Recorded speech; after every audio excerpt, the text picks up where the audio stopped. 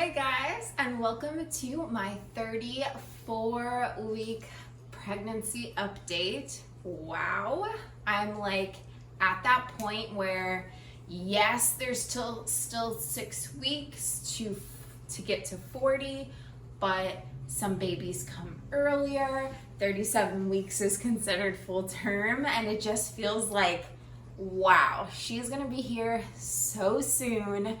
And I just feel things changing and shifting and moving, and like my body like really in preparation mode right now.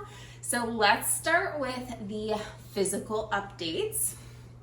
Let's get started with the bump update. That's always like my favorite part. So here we go. Here she is. She still hasn't really, I feel like she's dropped a little bit, but still up pretty high for the most part. This week I've noticed some new sensations. One of them being, don't know if you've ever heard of it, but it's called lightning crotch. And it is exactly as great as it sounds, which essentially it's like this like piercing kind of shooting pain that goes all the way down your vagina area and kind of makes you feel like you have to pee. And essentially what they say online is it's not like necessarily a symptom of going into labor, but it is a symptom of like the baby's growing. She's pushing her head and her weight and her body more on your bladder, and these feelings happen. And they typically don't last for very long. I would say like 15-30 seconds, and then it goes away. But one night I got like a bunch of them back to back to back. And ever since then, I've pretty much had 1, 2, 3, or 4 lightning crotch things happen like every day. Since then, typically at nighttime when she's the most active. So that has been a new sensation. Water break.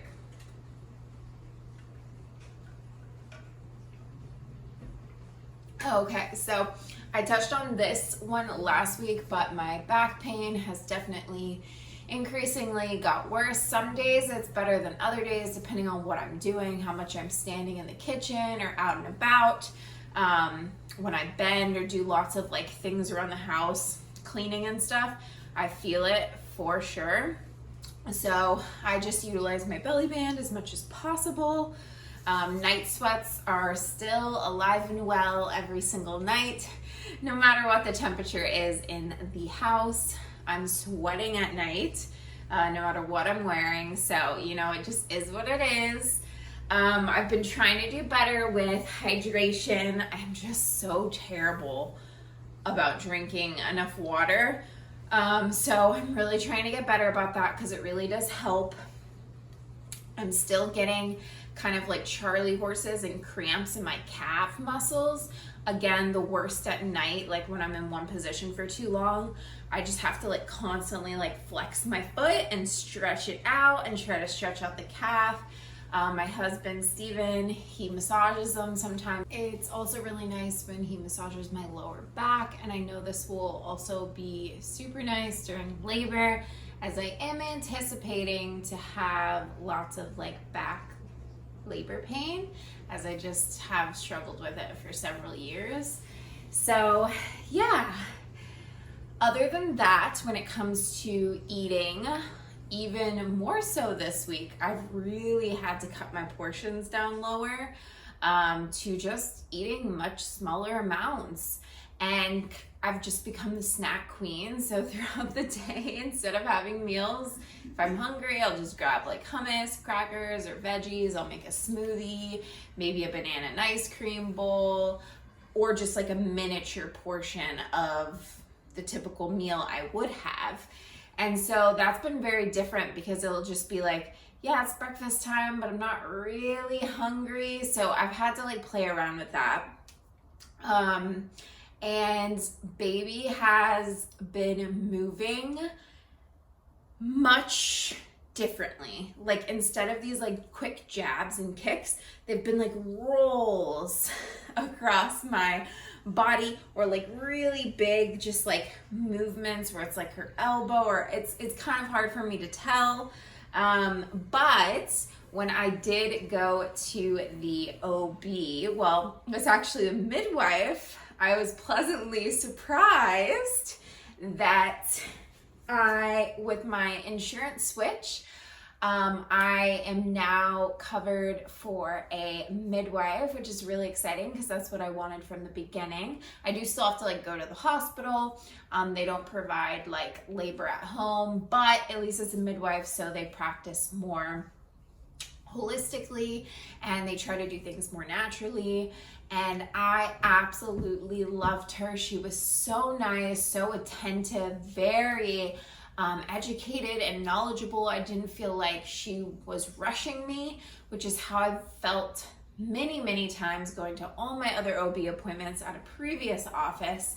And so it was just so nice. She checked the baby's position and confirmed that she is head down. She even like showed me how to like cup and feel where her little booty was, which was right at the top. She confirmed the heartbeat was good around like 1:30ish when she heard it. And she also answered a bunch of questions for me, which was really nice. And I actually made the decision with my husband to switch to a different hospital because her and the midwives at this office in particular don't deliver at the original hospital that I was going to. And so we made the choice to just drive a little bit farther for honestly a huge upgrade. The hospital looks way nicer. They treat the birthing center more like a hotel rather than like a hospital. I set up a tour. They took care of registration for me. Like everything is all set, which is so like reassuring and just a sigh of relief that everything worked out really well. So I'm excited about that. And the other news, I'm kind of combining like updates with my after my physical update, is that I just had my baby shower this past weekend and it was absolutely beautiful. We got everything and more than what we needed for a baby girl. Not too crazy, not too much. Still have a perfect spot for everything inside our very small 1-bedroom space. But I am just over the moon, happy and grateful to family for supporting us, because truly we would have eventually been able to get all of this stuff on our own, but it adds up, and it adds up quick. The day after the baby shower, we got the car seat set up, we set up the bassinet. If you want any of those updates, I posted shorts here on YouTube as well as through my TikTok and Instagram, which I have all that linked on my channel page. If you're interested in checking any of that out, I've been having a lot of fun setting stuff up, recording videos, recording hauls and things like that. But yeah, it was such a beautiful time. We had a whole vegan feast set up, and yeah, it was just really nice. All family was there. Steven, my husband, was there. So it was really nice. I keep yawning a lot. That is another symptom, fatigue. I still have not been doing good with naps, as I do not like them. But I really should start taking naps when I need to. That's also a sign of being hungry, so I'll eat after this. But the next update will be let's see, I did physical, so now let's talk a little bit about emotional. I've been better this week. I've just been really busy with like getting prepared for the baby shower, doing the baby shower, going through all of our gifts, setting things up. So when I'm preoccupied and really busy, like I don't really tend to get very emotional, just because my mind is on other things. And so, you know, that's a good and a bad thing, because it kind of takes me out of the present moment and awareness, because I'm just like so kind of focused on all of the things that need to get done. So I haven't practiced yoga or meditation as much, or even really exercising much this past week, just because I've been so busy with other things. And so this is a combination of emotional, physical, and spiritual update right now. I'm not good at separating them. They're all intertwined. So yeah, I haven't been too emotional. I would say I have my moments, but nothing like too intense or overwhelming. And then yeah, when it comes to my spiritual update, as I just mentioned, with how busy I've been, I have not been prioritizing yoga this past week or meditation. So I definitely want to get back into that routine. I tend to just pile up my schedule with like all these different things I need to get done, and I squish it into a short period of time because I feel like I have to get it all done right now, just in case I have an early delivery. I don't know what it is. I'm not anticipating her to come early, but I'm just like trying to get everything done. So that's kind of my updates for this week. Some other things I wanted to go over, which I thought might be cool, and I could make a separate video, but I just feel like I want to include it in this video. Some things I am planning to do before baby girl gets here is washing all of her clothes. So they are all clean and ready to go. I still have to pack my hospital bag, which I want to definitely do soon. There's lots of things in the bag that I won't be able to put in there quite yet, obviously, until we're like leaving, like hairbrush, toothbrush, stuff like shampoo, conditioner. If I wanted to bring any of that stuff, I obviously wouldn't be able because I have to use it up until the time we leave. But I was thinking about packing like her outfit in there, her diapers, some wipes, just some things. I know they have a lot of stuff at the hospital, but I am really trying to use reusable diapers and the cloth diapers. Even though I know they'll probably put disposable diapers on her at first, which isn't a big deal. But yeah, I just want to have her stuff packed, my stuff packed. Steven, my husband, I know he'll just like pack really quickly, but just so we have that ready. The other thing we're planning on doing very soon is starting to meal prep stuff that can go into the freezer. As much as we can. We just have a normal size freezer, like one of the top freezers. So we're gonna do our best to meal prep as much as we can and freeze as much as we can so that we have food that we can just take out, heat up, and eat, because I know we're gonna be exhausted. Our full focus and attention is gonna be on baby girl and transitioning and trying to find some type of balance in our schedule for the first little bit.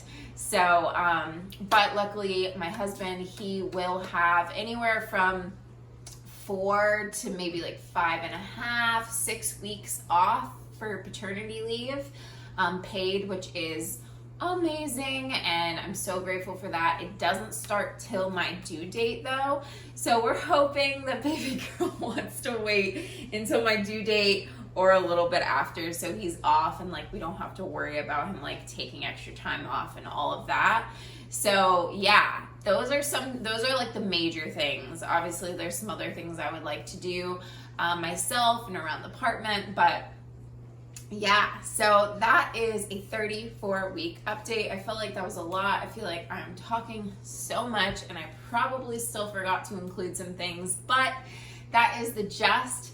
Thank you for being here. I know these talking videos not everyone is into, but yeah, this is what's working for me when it comes to the updates, and I'm really enjoying it. I love to talk. One day I will probably start a podcast. One more thing I did want to announce, which has like nothing to do with my pregnancy at all, but another thing that I started to do in this last 6 weeks of my pregnancy is my husband and I relaunched our elevated chai tea business, which is really exciting. Literally just did the relaunch post yesterday. So yeah, that's something that we're getting back into. We really missed it. We started it back in 2020. And so we're starting that back up, which is really exciting. And that's kind of been a good like distraction from like constantly just thinking about my pregnancy all the time. And I made chai and I'm running the social media pages. And so that's been really exciting on top of me doing my UGC business. So much goodness is going on. I'm feeling very fulfilled. I'm feeling very good. Sometimes I feel overwhelmed, but that's life. And yeah, so thank you for being here. I will be back here again next week, same time. It's looking like Thursdays are the day where this happens.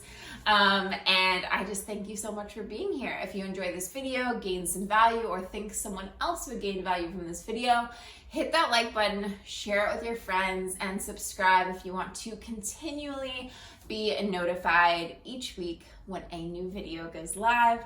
Love you guys, and I'll be 35 weeks next week.